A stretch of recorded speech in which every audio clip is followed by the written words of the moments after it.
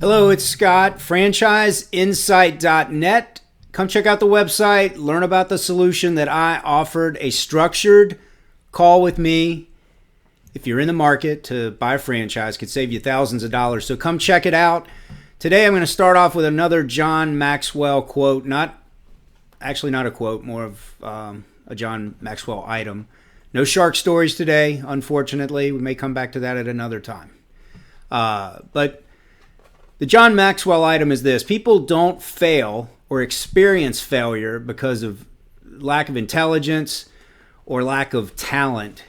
They fail because they don't clearly understand what's expected of them. So today I want to talk about 3 franchise models that your franchise consultant, franchisor has probably discussed with you. Those models are owner-operator, a semi-absentee owner, and then an absentee owner. And I want to tie that into what's expected of you under all 3 of these models. Well, under owner-operator, that's just like what it sounds. You've left a job. You are full-time in this business. So you've figured out your money, either a big business loan to carry you through this startup, the difficult startup months, or you have income from another source. So in that model, you understand what's expected of you. In that financially, you got to make sure that things are covered as you ramp up.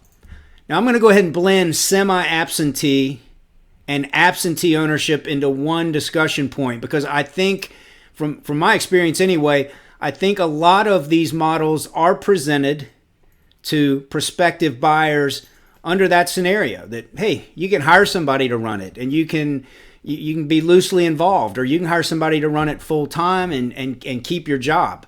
And quite honestly, any business can be absentee ownership if you got enough money or the business cash flows quickly enough for you to step aside. But I would make sure that, again, you clearly understand what's expected of you.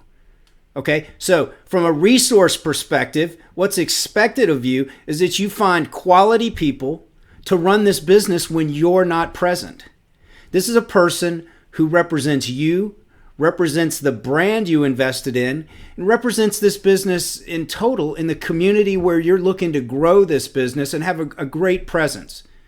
So from that perspective, you need to clearly understand what's expected. From the financial side, you need to clearly understand what's expected. You're probably going to have to pay this person a fair amount of money. Now, you may have a business partner or a family member, which that's a dicey proposition, but if you're comfortable with that route, this person may be willing to suck it up, work for less money, and get things ramped up. But again, understand, if you're going to be absent, you got to have quality individuals and you got to have the right financial foundation to get through the difficult startup time.